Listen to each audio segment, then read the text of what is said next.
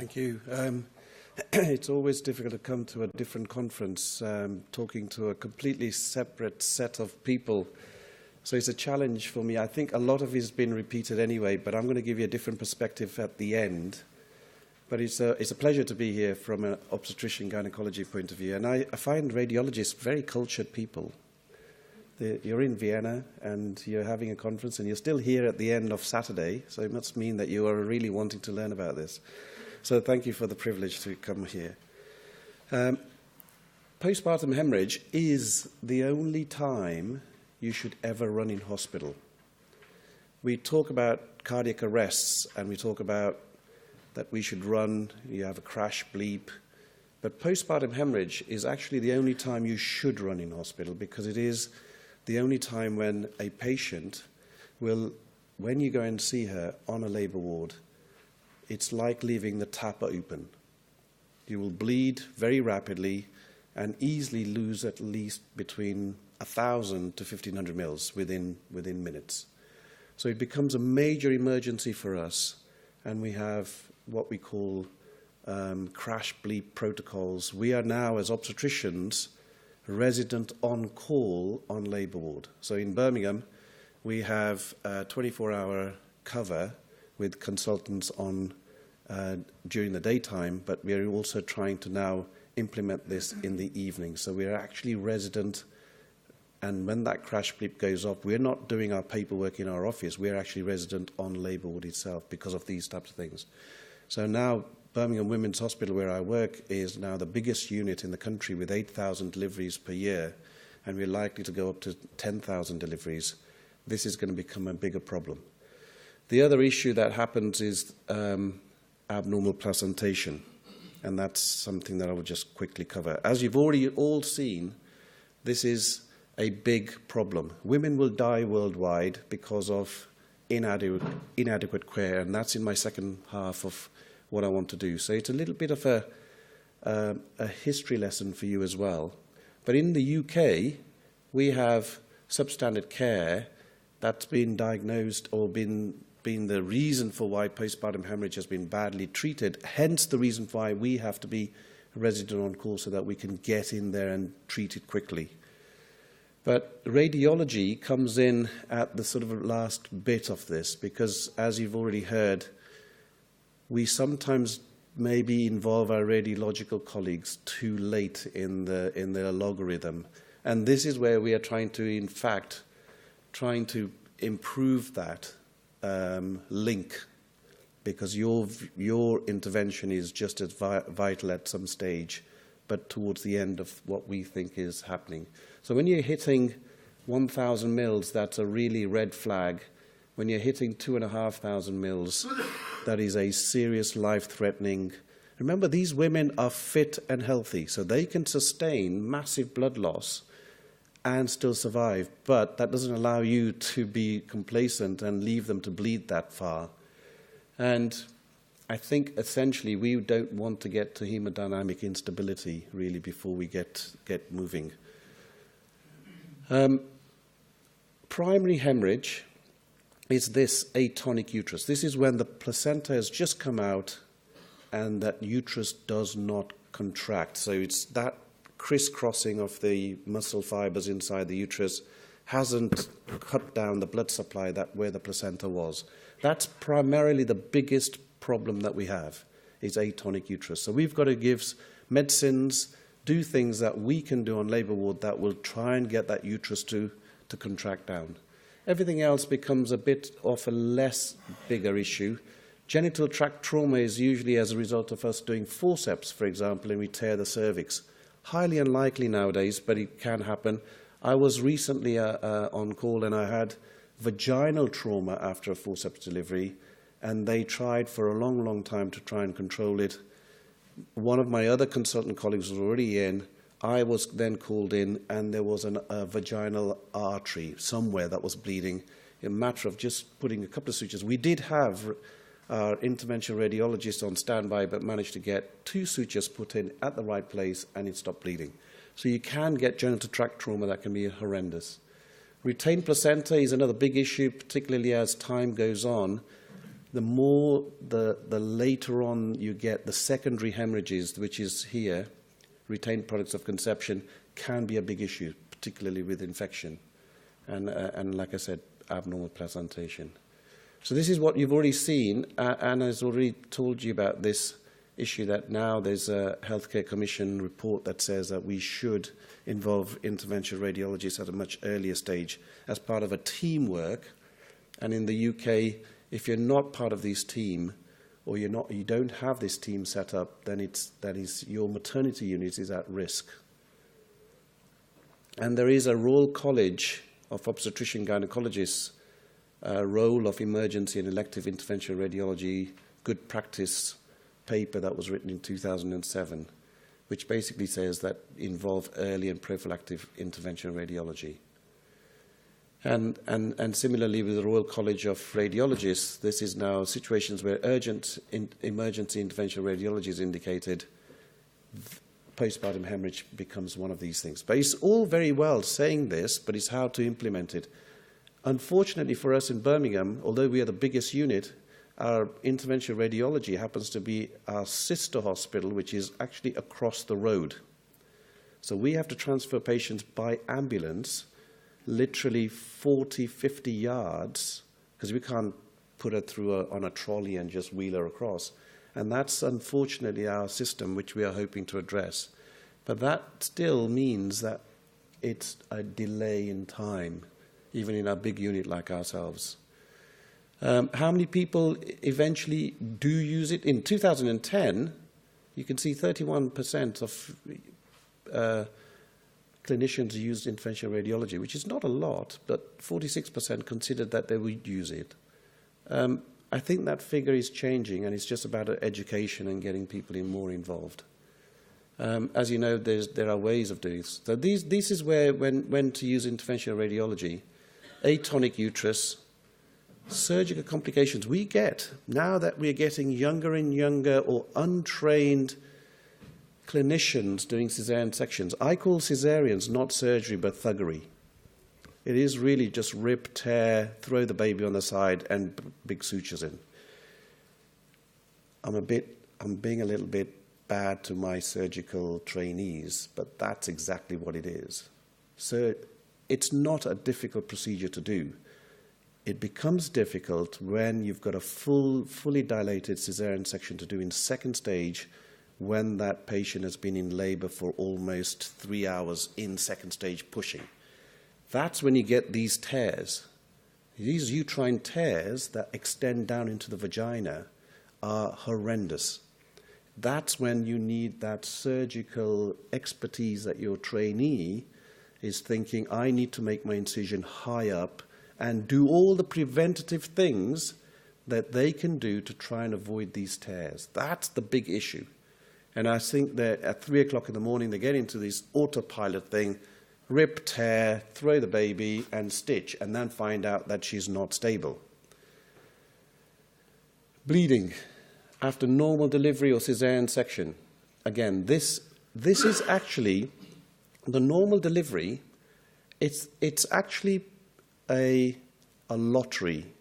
Most people think that you live in a developed world, you deliver your baby, everything comes back normal. But there is a little unknown entity that you end up bleeding after normal delivery. It's completely unpredictable, as we've already said, and that is the killer that occurs, and it happens frequently.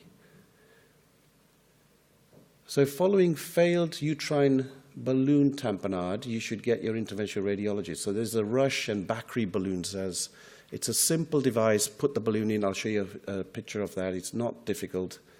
Before laparotomy is considered, use interventional radiology, because that's ultimately what you need to do, is just do a midline laparotomy, get that uterus out, do the hysterectomy. But even after hysterectomy, you can get bleeding, which bleeds because you haven't taken out the cervix. Vast majority of obstetricians don't know how to take out the cervix because it's a thin, floppy organ, and I've been asked to come in many times with my consultant colleagues who've struggled because they don't do gynecology to take out actually the bleeding aspects. Is actually they've taken out the actual body of the uterus, but they've left the cervix behind. And as soon as you take those clamps at the level of the paracervicals and close the vagina off, knowing that the cervix come out, she stops bleeding. And then electively in placenta accreta and previas, where you can electively put in the balloons. Now, this is where, essentially, for us, it becomes a big issue, because we have to deliver these babies in an interventional radiology theatre. That's when the pediatricians and their carts and everything else has to come along. So it's a huge mammoth affair to do all of this. But if you do things electively, I think you can get a good outcome. But also, we've got this time interval. You put the balloons up, inflate them, your baby is now almost going to then start ticking from what we call hypoxic changes within the baby. So we've got to deliver things very quickly as well. So it's all about planning and then going ahead. So we've had a few of these last year that we did, but it takes a whole day almost. And, that's very expensive to do from a clinical point of view. These are the balloons. Basically, it's just a great big balloon. So the Rusch balloon is what I use all the time. It's fantastic. Patient's bleeding. She hasn't stopped bleeding with all the oxytocics, the prostaglandins that you give. You stick the balloon in and inflate it. Usually 300 mils is usually enough that when you get enough of a tamponade, you can't put any more in. You do this. Now, usually over the next 48 hours, that balloon will just expel itself.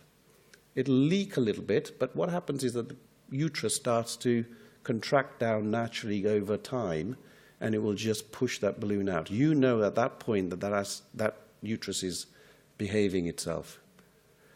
But there's the B. Lynch brace suture you might have heard of. This was developed by Christopher B. Lynch, who's just retired. Well, he's retired a few years ago, but he still goes around the world talking about his B. Lynch suture.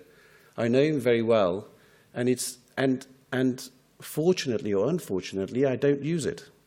I know how to do it, but I've never had to use it because the balloon is so much more effective. This needs huge number of suturing in and out. It's like wearing braces.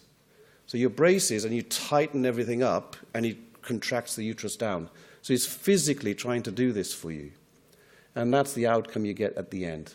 And the fertility afterwards is not bad. I mean, the outcome is that you think you've cut off all the blood supply, the uterus is useless, but actually patients do get pregnant afterwards.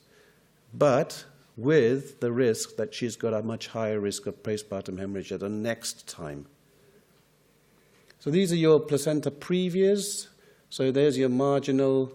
They're now graded as major and minor, or stage 1, 2, 3, but essentially that's a terrible one.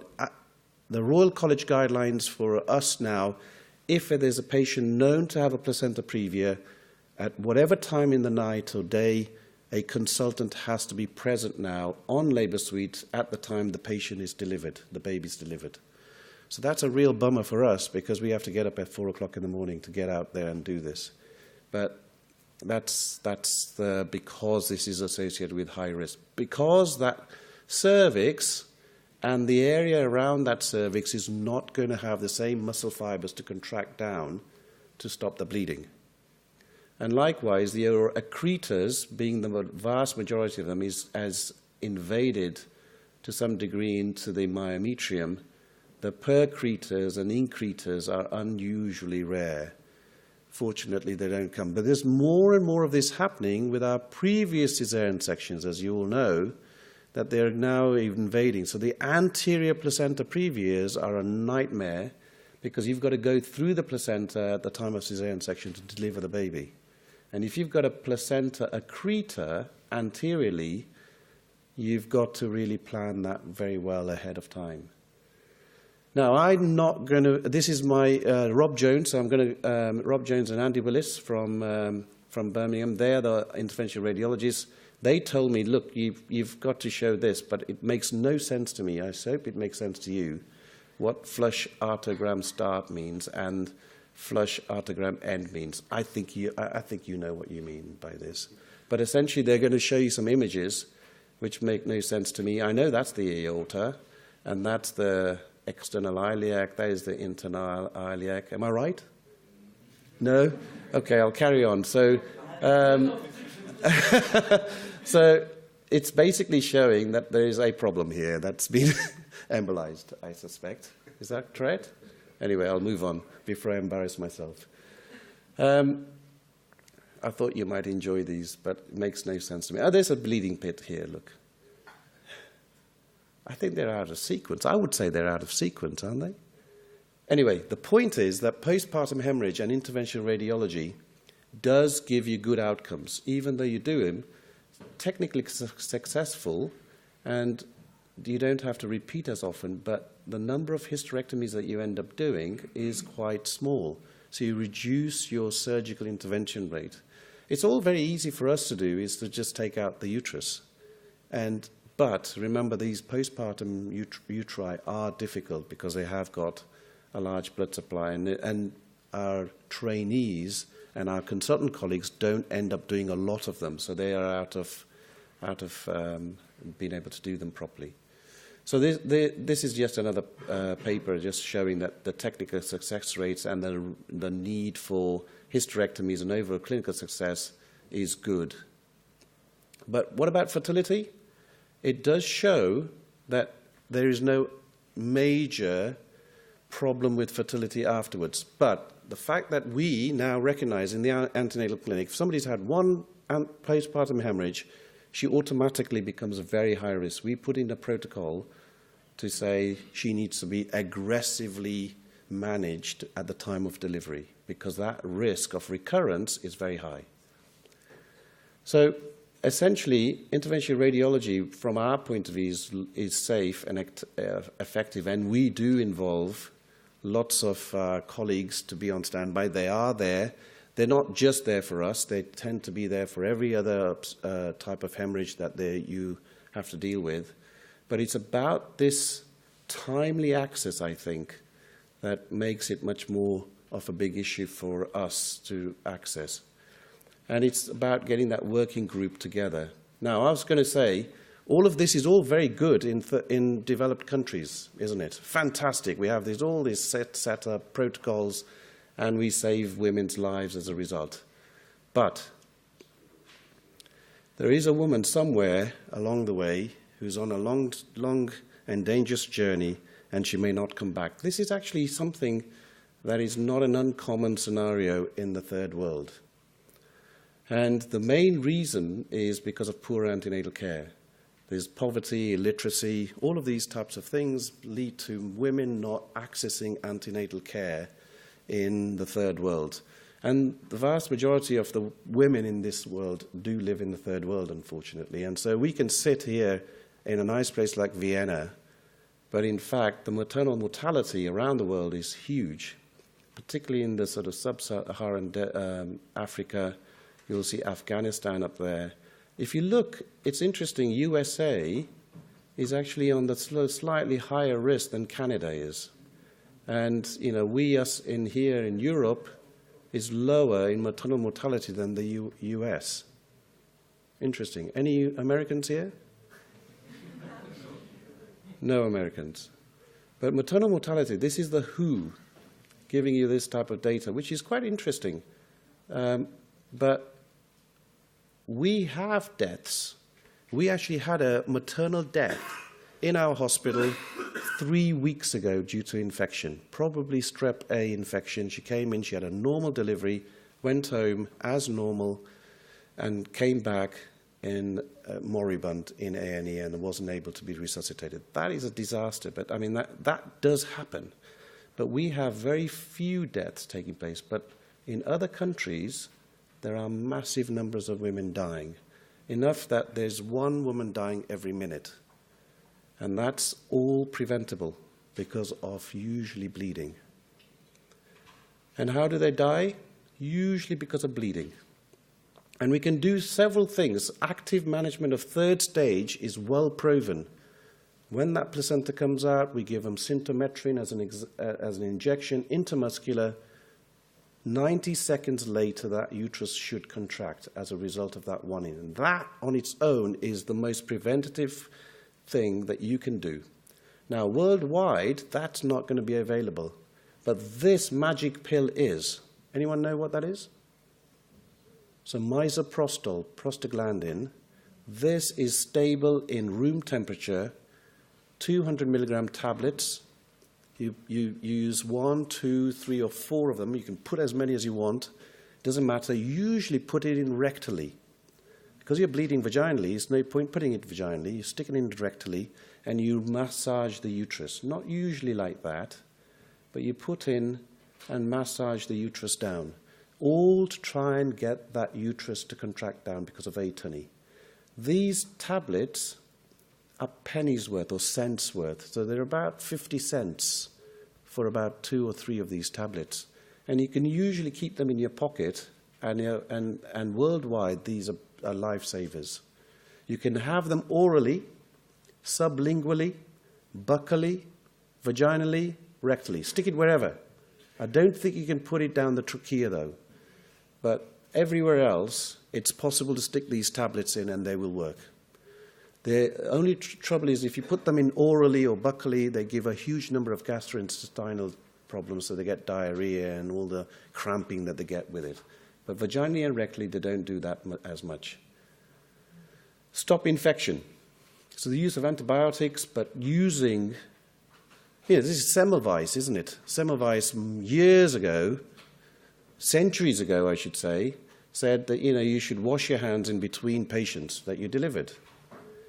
Doctors were not doing it, but midwives were, with lime water, and he showed that you stop infection, you get a good outcome. But training of midwives, but of practitioners who can help these people actually, and also for neonatal care as well. And transport. Simple transport can make a big difference. These women are out, sometimes way out without any medical help, and that can make a big difference as well. But this is I think that basically what it's saying is that women can be saved, but it's just that they are being ignored to some degree. And it's not just us being fantastic in hospitals and trying to be lifesavers and be able to do things. I think it makes a difference because antenatal care will save a woman. And I'm going to leave you with this little video, which is going to run for about 4 minutes, 50 seconds. So if you don't mind, it will just seal off what I think should be the end. I hope it will run because it was...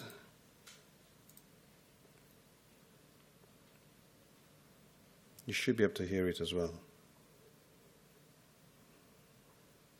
My name is Lindsay Dario. I'm a freelance photographer based in New Delhi, India.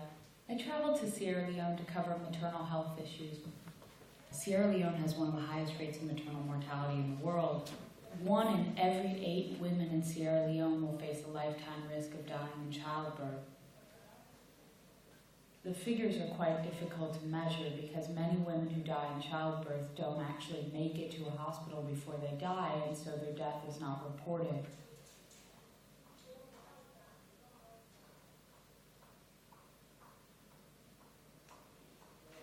When we arrived at the Mambaraka Government Hospital, there was the labor room had 3 women in labor. The woman in the middle was Mama Sise, and she is 18 years old. Mama was forced to get married at 14 years old. When I met her, she was delivering the second of 2 twins. Mama had delivered the first twin in the village with no problems, but Mama had a lot of problems delivering the second baby. She was exhausted. She had been in labor almost 24 hours. She is refusing to push, even if there is contraction. When she finally delivered, the baby was completely unresponsive, and the nurses were incredible.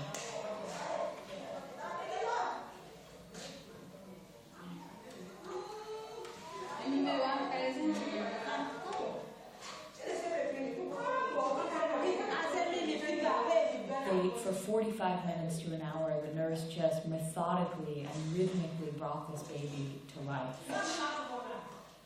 These are hospitals where there's not more than 1 doctor to go around. What is this? What's all the blood from? The placenta? in my head, I was aware that she was bleeding a lot. The nurses weren't really nervous. You know, I didn't know what to think. At one point I left. When I came back, it looked like her condition had gotten much worse. She was almost totally unresponsive. Someone took Mama Cise's blood pressure and it was down to 60/40.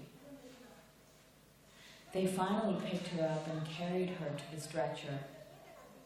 I was walking with Amanata, the sister, and Amanata started weeping, and I think it dawned on her that her sister was in grave, grave condition.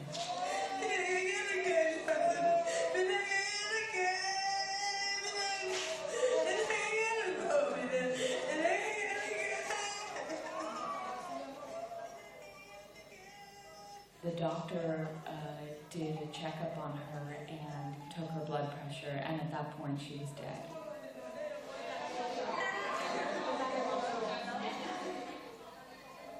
We took the body back to the village that night, and when we arrived it was pitch black and all you could hear were screams of the villagers and weeping.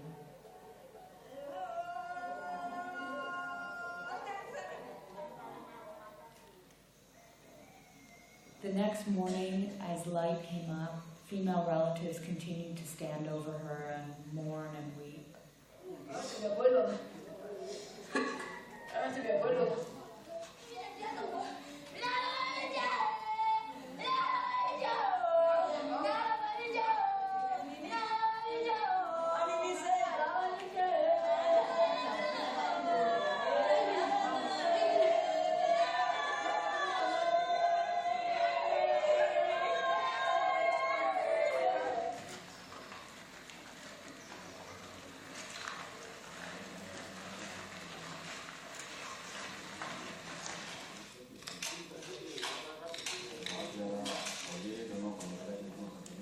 Mama is one of thousands of women who die in childbirth.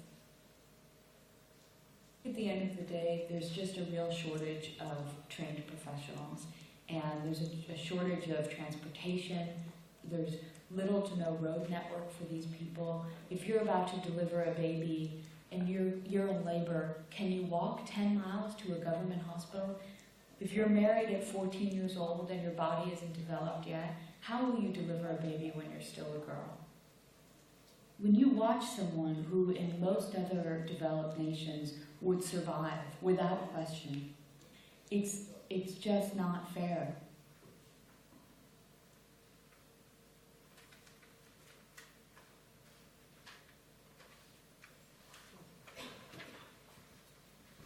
Okay, thank you very much. Well, thank you very much, Professor Doctor. Thought-provoking talk.